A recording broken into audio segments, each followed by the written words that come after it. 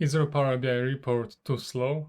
In this video, let's focus on easy hanging fruit, enable load and include in the report refresh. Those two options in Power Query may help you. Let's get started.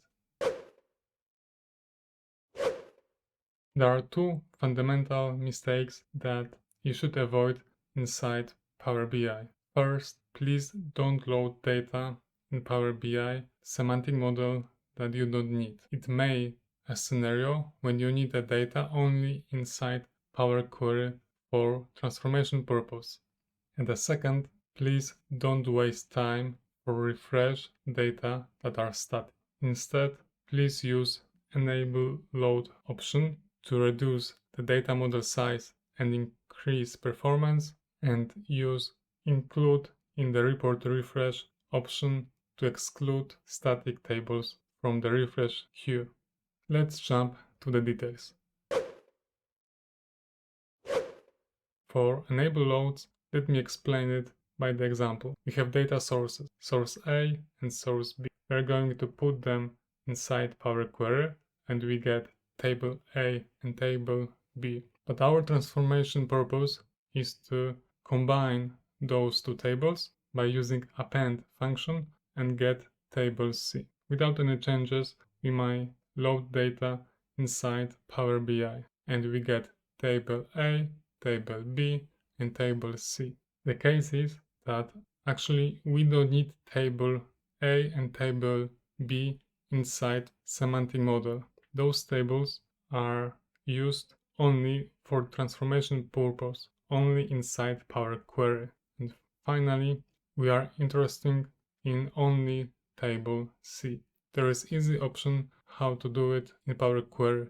We can use enable load option and turn off for table A and table B and keep only for the result table. Let's jump to Power BI. Let me open Power Query. Here you can see three tables: sales for 2023, sales for 2024, and total sales that are combined those two tables. Let's close Power Query and jump to DAX Studio. And let's see the size of the model there. Let's click OK, go to Advanced, click View Metrics, click OK. And in the summary section, you can see that we have three tables and over 3 megabytes data size in memory. Let's hide it for a while and let's come back to the Power Query and let's turn off two tables from enable load. You can see a pop-up warning that you may broke Power BI visuals. In our scenario, it doesn't happen because the assumption is that those tables are used only for transformation purpose.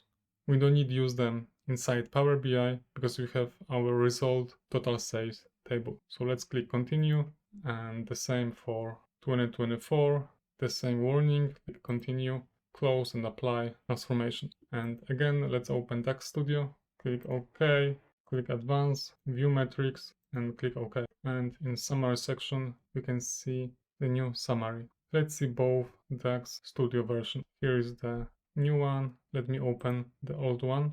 Let me align them. And here you can easily compare the total size in memory. We have only one table. In previous version, it was three tables inside data model. Why it's crucial? We reduced the data model size in memory. In Vertipack engine, there is smaller amount of data and we can easily improve performance.